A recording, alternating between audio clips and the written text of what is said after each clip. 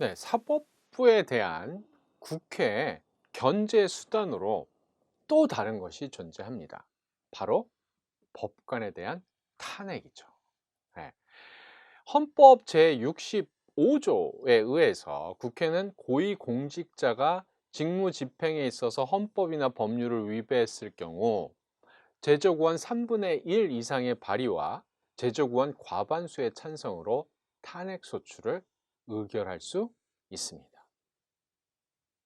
네, 탄핵 소추안이 국회 본회의를 통과했다라고 해서 곧바로 탄핵이 이루어지는 것은 아니죠.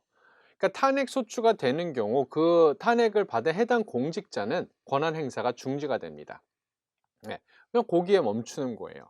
최종적으로 그 공직자를 탄핵할지는 헌법재판소의 탄핵 심판을 거쳐야만 한다라는 얘기죠. 그래서 재판관 9명 중 6명 이상이 찬성하면 파면이 결정이 되는 겁니다. 우리나라의 박근혜 대통령이 바로 이제 그런 국회에서 탄핵소추 결정이 났고 그다음 헌법재판소에서 그 탄핵 심판을 통해서 결국 파면 하게 되는 거죠. 탄핵당한 그런 이제 케이스가 되는 겁니다.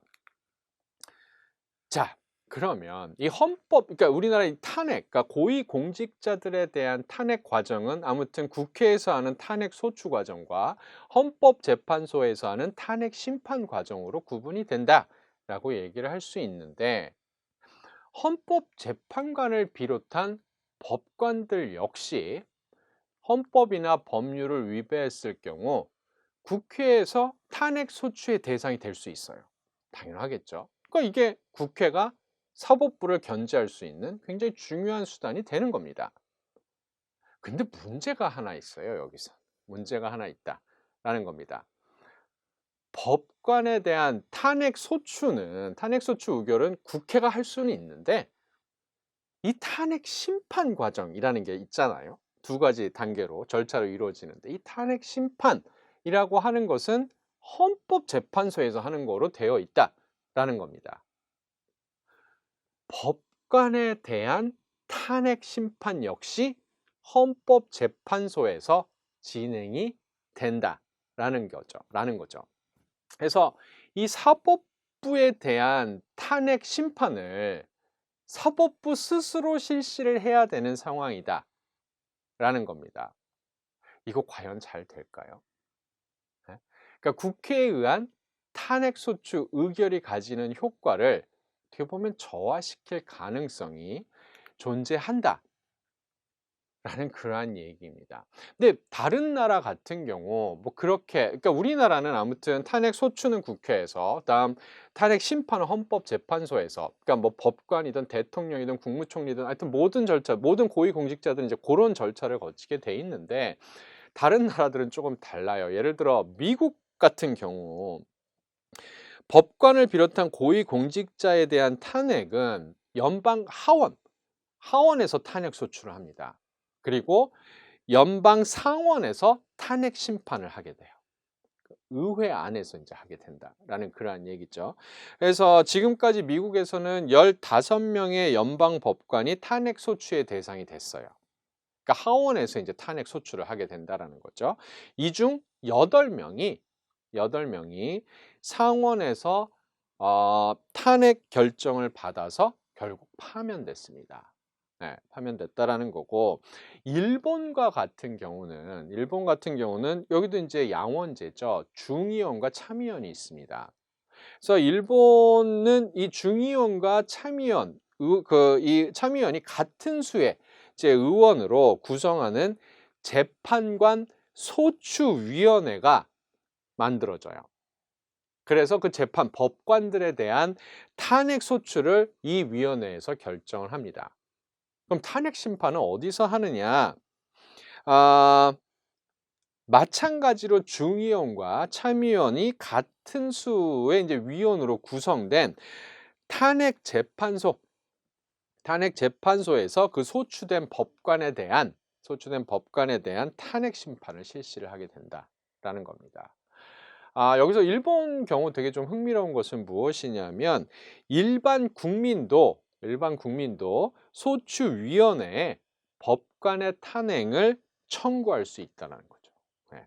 일반 국민도 청구할 수 있게 되어 있다라는 겁니다. 그래서 일본 역시 그 이 탄핵, 이 법관에 대한 탄핵의 사유를 굉장히 폭넓게 인정하고 있는 경우다라고 얘기할 수 있고, 지금까지 한 9명의 법관에 대한 탄핵 소추가 이루어졌고, 이 중 7명이 탄핵 심판을 거쳐서 파면됐다라는 겁니다.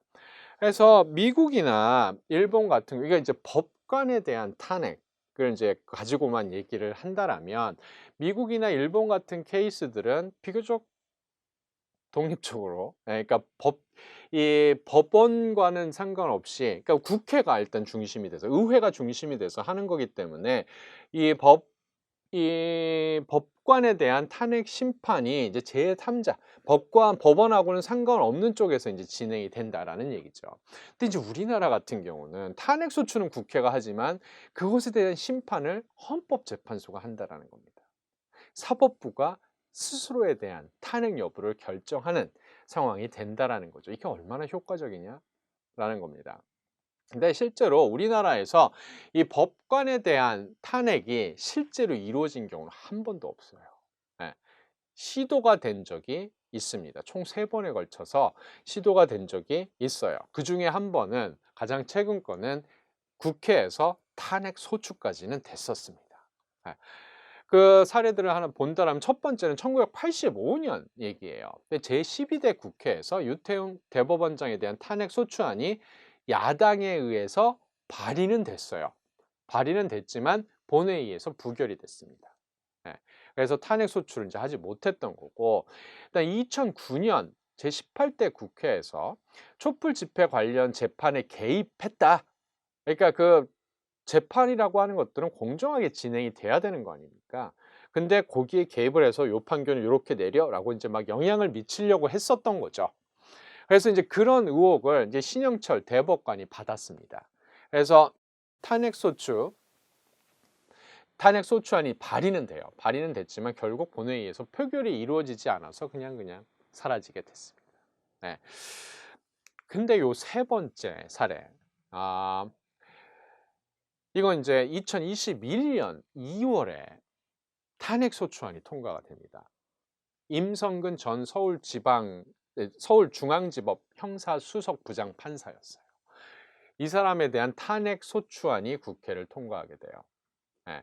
이 임성근 이 부장판사는 재판 3건에 대해서 불법적으로 개입했다라는 그런 이 이유 때문에 이제 그 탄핵 소추가 된 겁니다.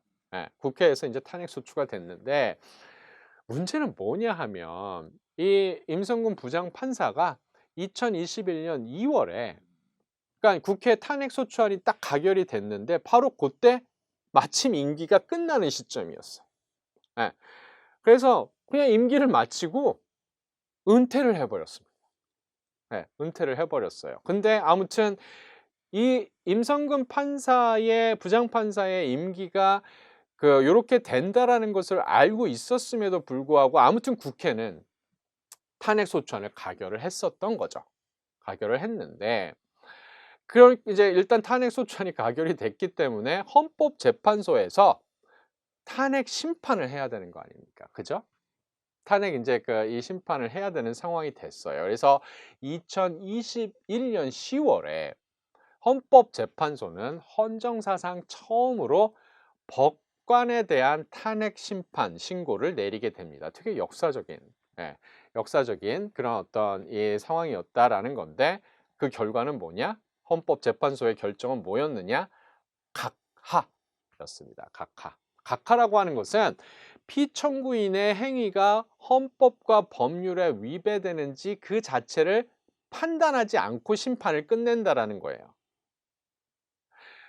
이게 왜 이렇게 됐냐 하면, 이 헌법재판관 9명 중 6명은 뭐라고 인제 얘기를 했냐 하면, 임성근 전 부장판사가 이미 퇴임을 했다라는 거죠. 그래서 인제 더 이상 법관 신분이 아니에요.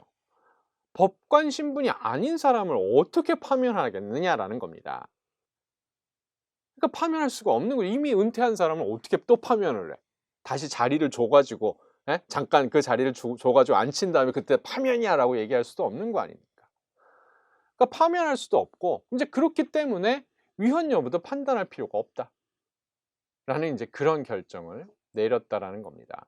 이제 나머지 그 헌법재판관 3 명은 그래도 모두 임성근 전 부장판사가 재판의 독립을 해치는 어떤 그런 위헌적인 행위를 했다라고 인제 그런 의견을 냈지만 결국 소수 의견에 불과하게 됐다라는 겁니다. 그래서 결국 이제 국회에서 법관에 대한 탄핵 소추 의결은 딱 1번 있었었지만 결국엔 헌법재판소에서는 이렇게 각하 결정을 내리게 된 상황이다라는 겁니다.